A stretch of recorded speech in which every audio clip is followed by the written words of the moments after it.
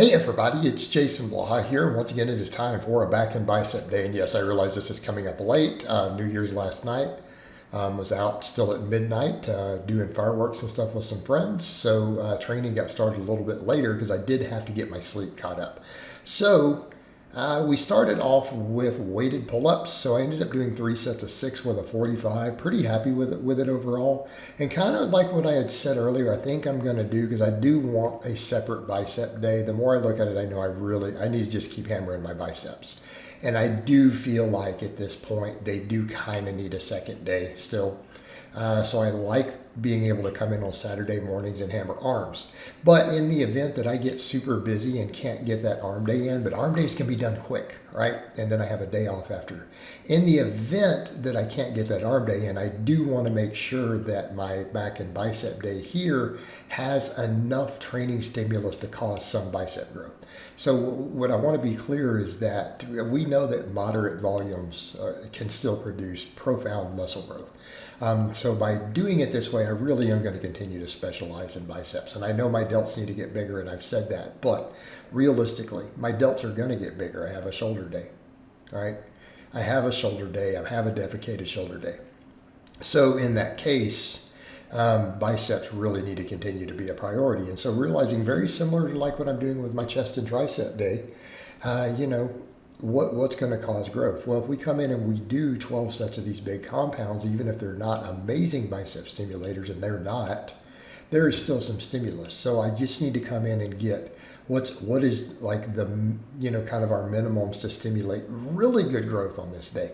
So that if I didn't have that 6th day, I'd probably still see continued bicep gains. And I feel like 6 really hard sets with progressive overload will do that.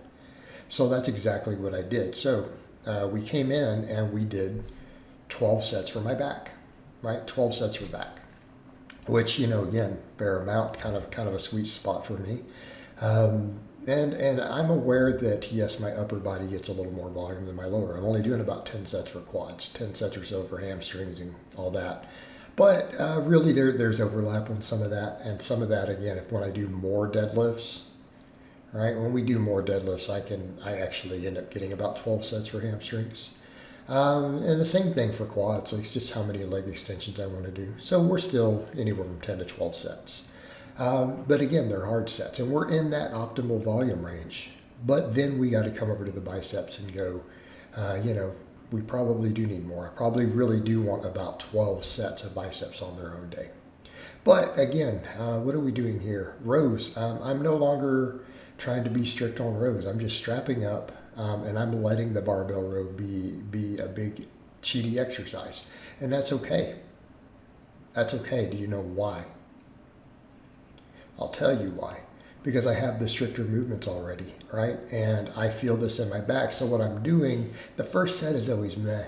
But the second and third set on these, once I get into that groove, I actually feel tremendous mind-muscle connection with my back. And what's the trick to that? Notice that I focus on the stretch. The stretch. That is everything on this, right? That is everything on the rows, just getting that stretch. Just like on the pull-ups, again, trying to do the pull-ups almost to a dead hang, trying to get the deepest stretch possible at the bottom. Because I have these other more strict exercises. Because here's the thing, guys, stuff like those rows are going to be cheaty. You're not going to get the best contraction. It's a body English exercise. And that's okay, because we don't need it to do that. Okay? We're getting in there, we're moving a lot of weight, we're getting a little eccentric overload. And again, it's making sure we hit a little more traps and stuff because of the bit of cheat involved and all those other things. So that's what's happening there. And then I can come in and do the seal rows. This is super strict, right? This is super strict. Notice we're at a different back angle. So at this point, if we look at this, really we're hitting 3 completely different back angles, because this is putting us perfectly 90 degrees with the floor, right? Perfectly 90 degrees with the floor. So that 45-degree angle, a little bit of cheat on the other. So, and then we have, of course, the vertical pull also. All right, now we have fully worked the lats from 3 different angles. We've done heavy weight. These are all sets of 6. These are all pretty well limit sets.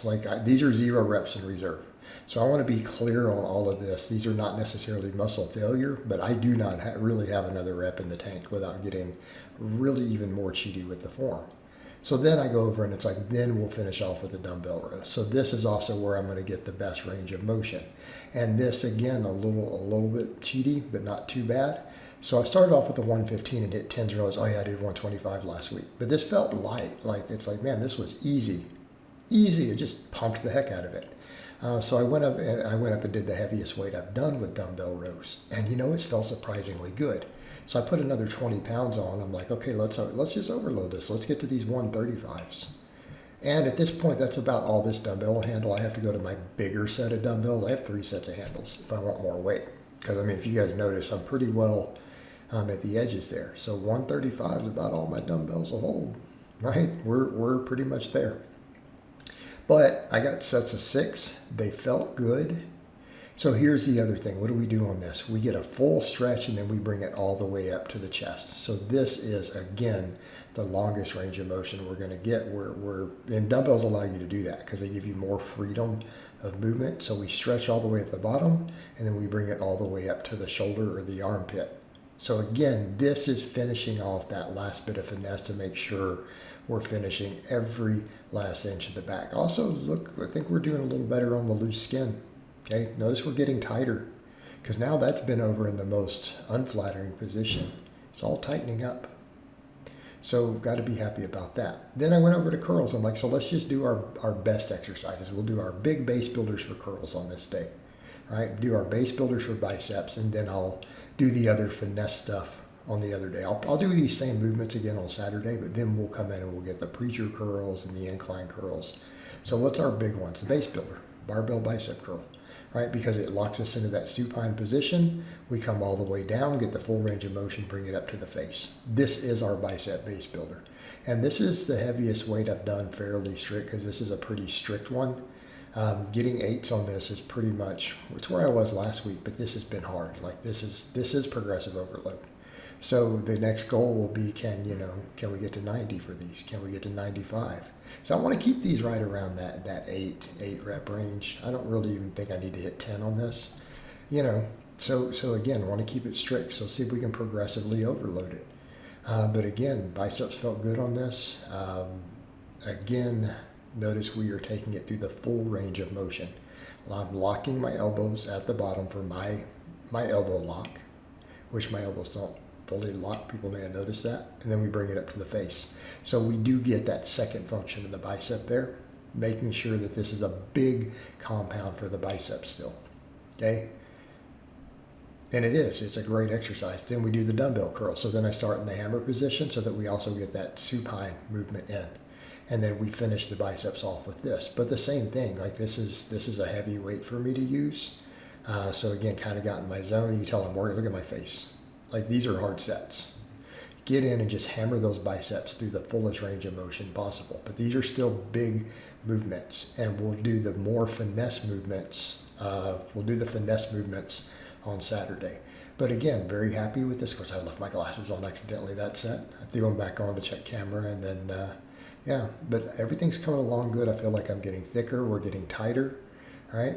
So everything is slowly falling into place. But very happy with today's workout. Overall, it was a really good workout. Did exactly all of what I wanted to do on the lifts. So I hope it's been informative, and I'll talk to you guys and gals next time.